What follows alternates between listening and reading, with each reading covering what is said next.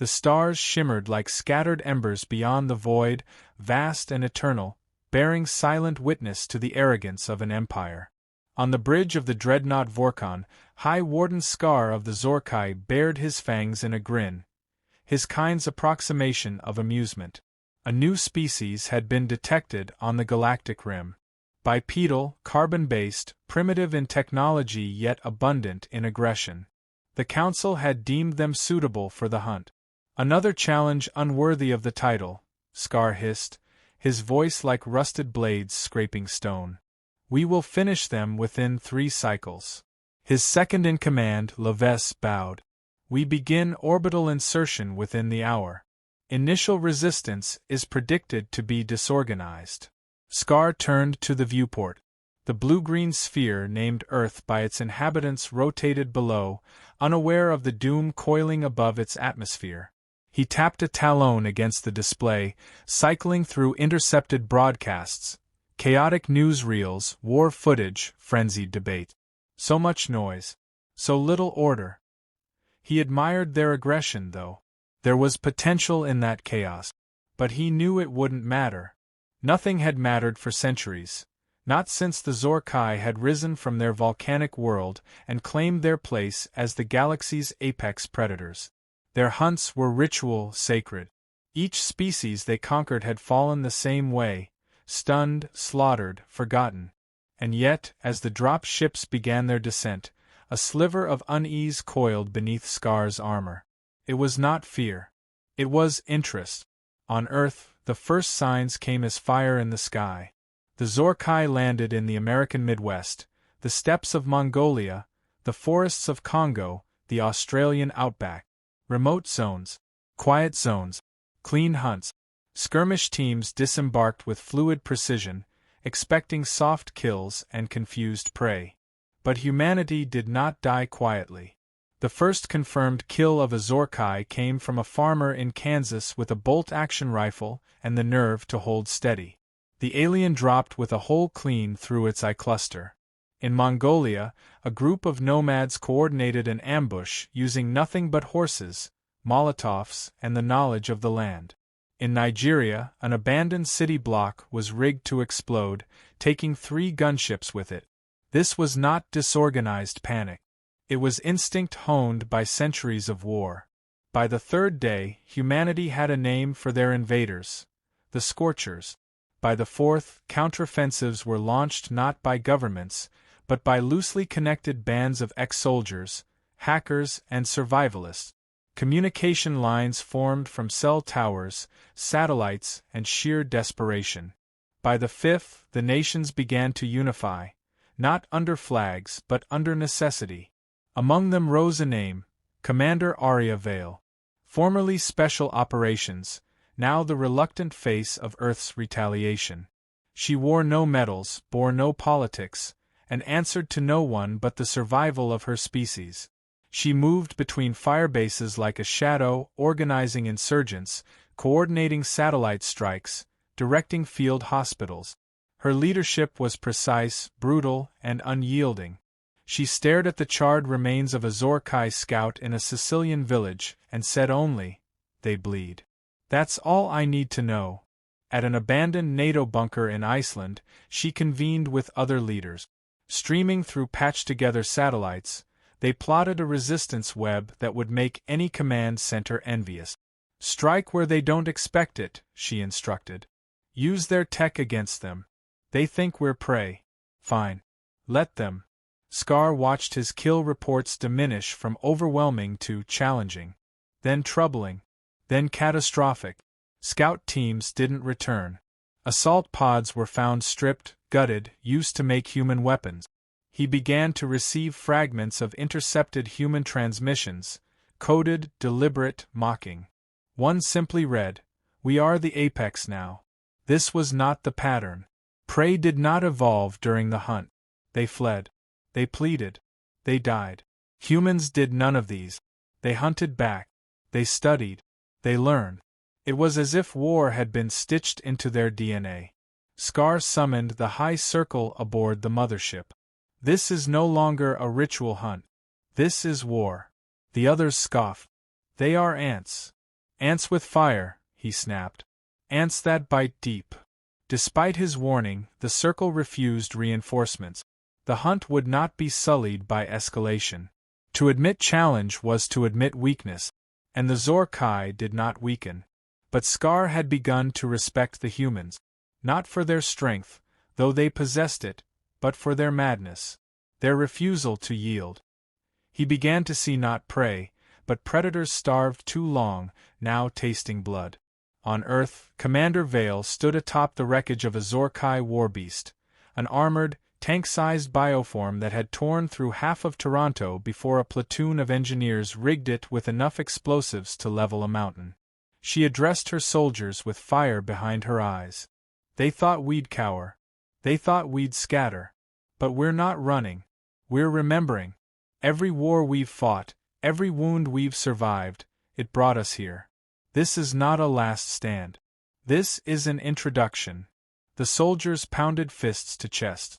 The sky above them thundered, not with storms, but with the sound of Zor-Kai gunships falling from orbit, trailed in smoke.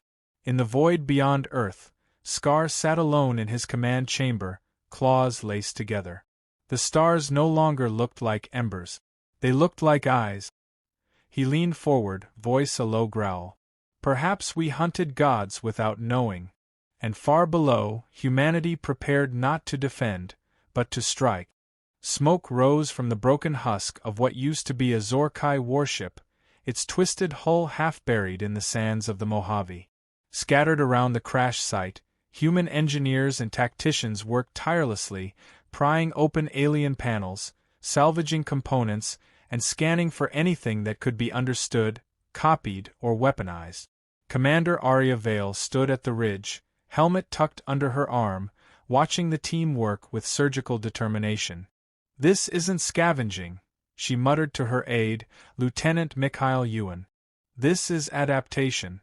We don't win by meeting them head-on, we win by becoming unpredictable." The first functional piece of alien tech they reverse-engineered was a compact energy core. Days later, it powered a rail-assisted cannon that vaporized a Scorcher dropship in midair. Then came adaptive armor plating, faster than Kevlar, stronger than titanium.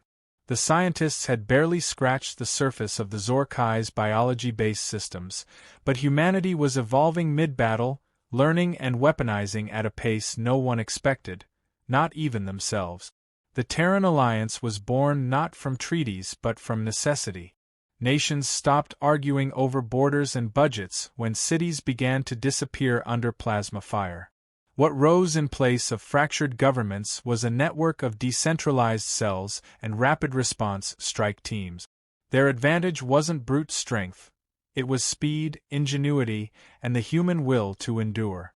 In Oslo, human operatives deployed the first Ghost Protocol unit, a Black Ops team equipped with cloaking tech scraped together from fallen Zor-Kai recon armor. Their mission was surgical, silent infiltration of an alien mobile base, sabotage from within, and extraction without a trace. It succeeded.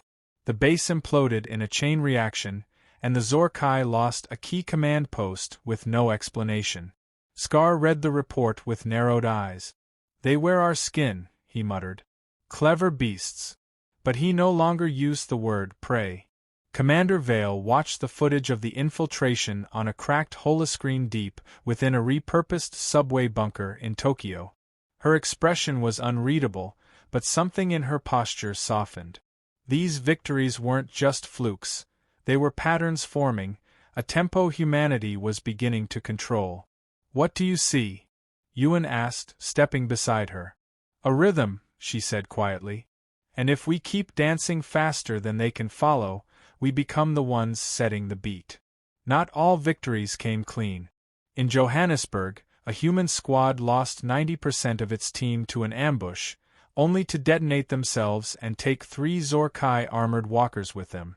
In Siberia, children emerged from hiding to lead soldiers through forest paths the aliens couldn't navigate.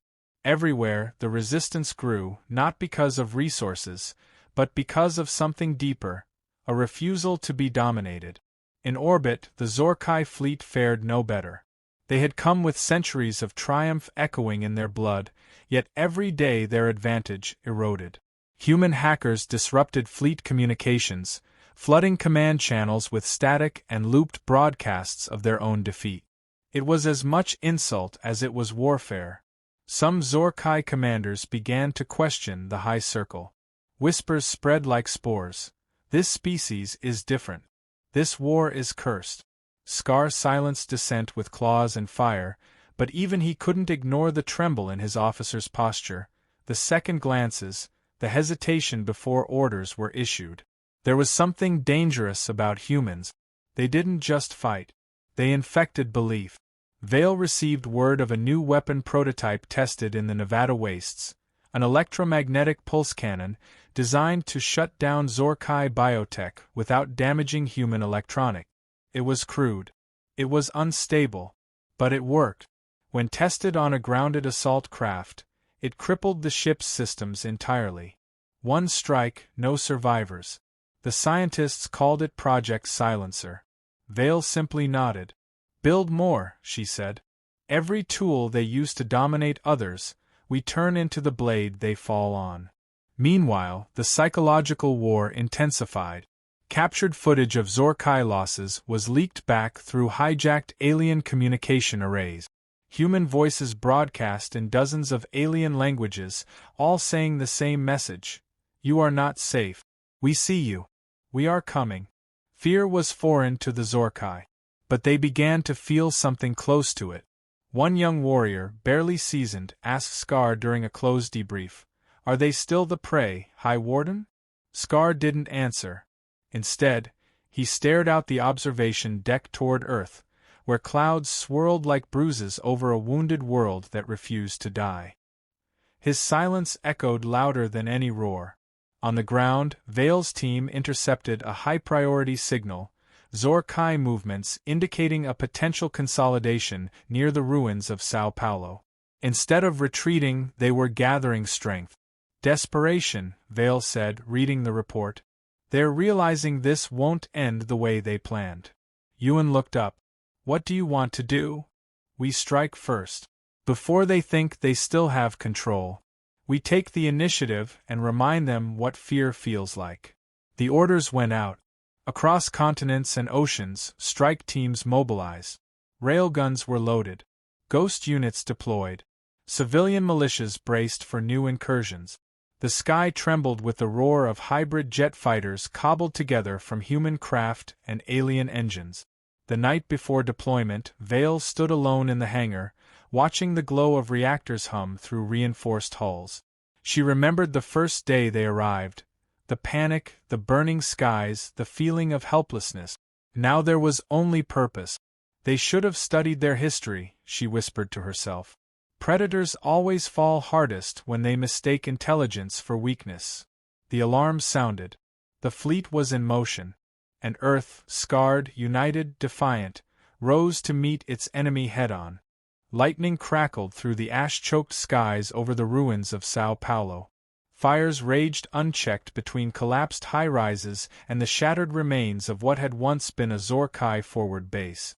The earth trembled as hybrid artillery pounded targets with brutal rhythm, drowning out the screams of engines and men.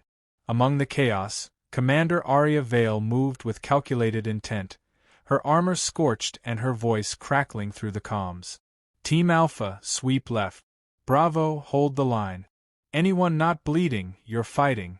Her tone was cold, sharp, but beneath it beat a quiet fury, the kind born of months of war and the weight of every name she couldn't save.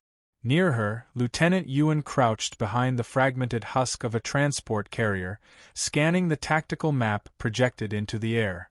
Red markers blinked like infected wounds across the city's remains. They're falling back, he reported, eyes flicking toward her. But they're doing it slow, like they want us to follow. They're baiting us, Vale replied.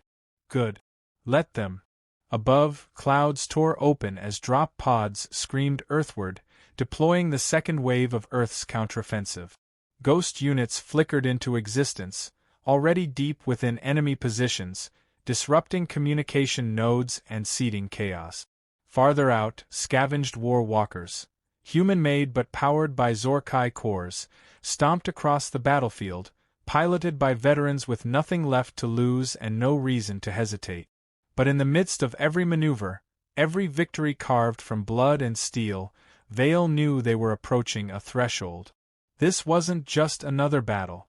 It was the test, an unspoken gauntlet thrown between two species. The Zorkai had changed tactics.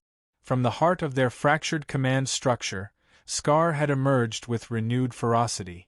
No longer relying on ceremonial precision, he ordered swarms of hunters to abandon ritual for total war. Ambushes replaced honor duels. Acid rains poured from their ships onto crop fields and water supplies. Civilians became targets, and terror became a weapon. Scar had seen enough to know humanity's capacity for destruction. Now he sought to infect them with despair. But despair did not take root as he hoped. It hardened resolve. For every atrocity, resistance deepened. In Berlin, artists painted murals on scorched walls, portraits of fallen fighters with the words "Still we rise." In Mumbai, engineers rewired Zorkai neural implants to allow quadriplegic veterans to walk again and fight. In the Congo, tribes fused ancestral warfare with guerrilla strategy, bringing down alien walkers with vines, traps, and sheer precision. This was not a war between two species. It was a clash of cultures, one ancient and dominant, the other young, erratic, and terrifying in its refusal to surrender. Vale saw this clearly as she pushed deeper into Sao Paulo, navigating the gutted remains of a Zorkai command post. The walls were lined with alien symbols, once glowing, now dark. Bodies, both human and otherwise, littered the corridors. Her squad moved in silence, disciplined and alert. "Commander," Ewan said over comms, "we found something." He guided her into the central chamber, where a flickering holograph pulsed over a control console. It was a star map, alien-coded, intricate, alive with shifting patterns.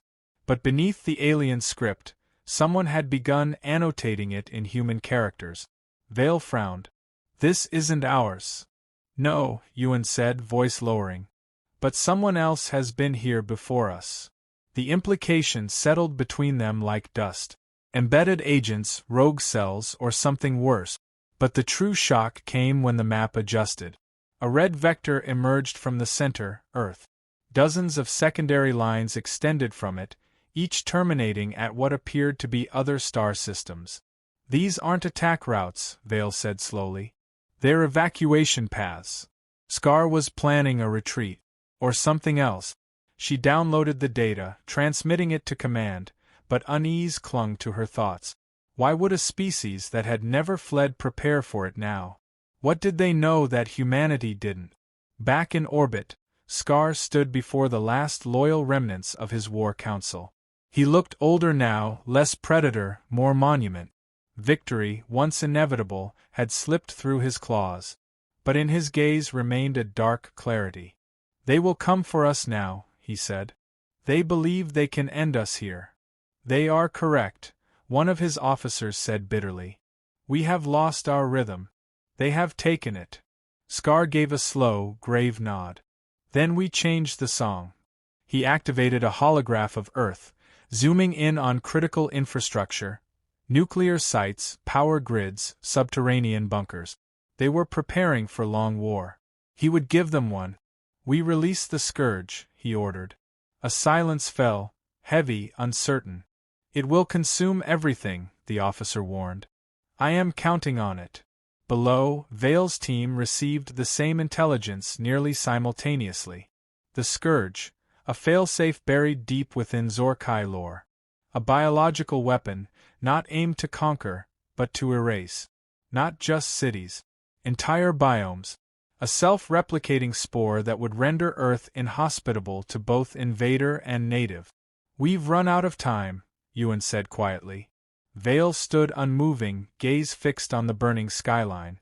The illusion of a winnable war had been stripped away. The Zorkai, in their pride, would rather see Earth dead than conquered. "We finish this," she said. "Whatever it takes. No retreat. No hesitation." The message went out across the planet, coded, raw, and direct. They will destroy our world to win. So we destroy their will to fight first. The final phase had begun. The cold was sharper at high altitude, even inside the exoarmor. Commander Arya Vale stood atop a jagged outcrop overlooking the snow-covered ruins of Anchorage, her breath steaming inside the visor. Above her, the stars pulsed behind auroras tinged unnaturally green. But it wasn't beauty she saw, it was the warning. Earth was changing. The scourge had begun. Reports came in every hour now. The Amazon basin gone. Iceland's geothermal zones sterilized. The spores spread in veils of dust, moving faster than weather systems, fusing with water, soil, air. Nothing natural survived long where it touched. The Zor-Kai had finally loosed the weapon that ended entire planets in past wars, and Earth was the battleground once again. But humanity had made its decision. Retreat was no longer an option. This was the line. Vale stepped into the temporary command shelter carved into the ice, where the room pulsed with quiet urgency. Maps, heat signatures, data streams flickered in the dim glow of alien core-powered systems. Ewan stood near the central console, eyes sunken from days without sleep, but still sharp. He straightened as she entered. "We've located the seed towers," he said, projecting a 3D layout of the North Pacific. 5 of them. Massive. Organic structures. They're generating the scourge and anchoring it to the atmosphere. "How many can we hit at once?" Ewan hesitated. "With what we have. 2. Maybe 3. The rest. We improvise," Vale said. She turned to the small group gathered around her. Engineers, soldiers, AI specialists, field medics, fragments of every broken institution Earth once had. They weren't just soldiers. They were all that remained of command. She looked each of them in the eye. "We strike with everything. No fallback. No extraction. If we let these towers stand, Earth is lost. We don't win by surviving, we win by ending this, right here." Outside, the strike teams prepared. Hybrid jets screamed across the sky, human-made but pulsing with stolen Zor-Kai cores. Drones, patched from scavenged circuitry, buzzed like angry insects. Missile arrays unfolded from frozen caverns.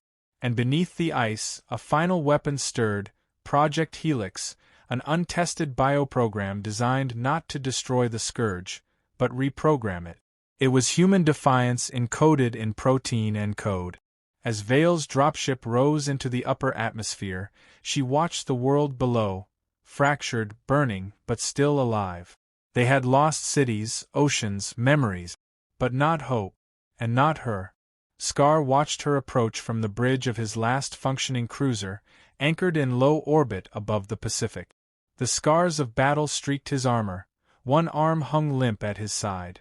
Around him, the remaining officers bore the signs of attrition, cracked mandibles, burnt scales, eyes dim with fatigue. "Her signal is locked," one hissed. "She comes for the core." Scar nodded, silent. He had studied her, more than any other. Watched her rise from scattered resistance to something far more dangerous, a symbol. She was what the Zor-Kai feared most, an enemy they could neither break nor predict. "Let her come," he said. "We end this in blood, as it began." The final confrontation unfolded not in a clean battlefield, but in the smoking heart of the central seed tower, an organic spire stretching miles into the sky, its surface pulsing like diseased flesh. Vale led the assault herself, carving through Zor-Kai defenders with relentless precision. Her team fell around her, one by one, but none hesitated. They weren't fighting for survival anymore. They were fighting to make sure humanity had a voice in the universe, even if it was a scream. Inside the tower's core, Vale confronted Scar.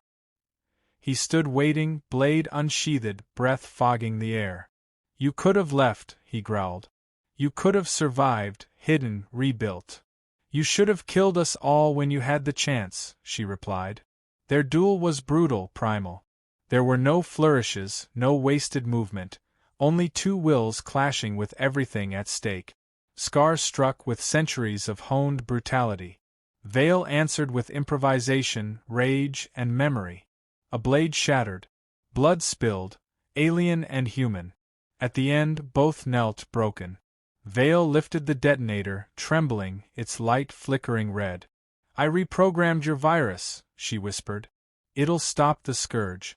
But it'll take this tower, and us, with it. Scar looked at her, not with hatred, but understanding. He had underestimated not her strength, but her resolve. He gave the smallest nod. Then let it be done. The tower exploded in a pillar of light that turned the sky white. The scourge faltered, then dissolved, strand by strand. Across the globe, spores decayed. The remaining towers crumbled. The sky cleared. And Earth, scarred but unbroken, exhaled. Weeks later, at the crater where the final tower once stood, survivors gathered. Engineers rebuilt from scrap. Farmers returned to poisoned soil with seeds and determination. Children played beneath a sky no longer burning. A plaque stood at the center, etched in steel and placed by those who remained. It read, "We were not ready, but we endured. And when the stars brought war, we taught them our name." And across the stars, the memory of Earth lingered, not as a warning but as a challenge.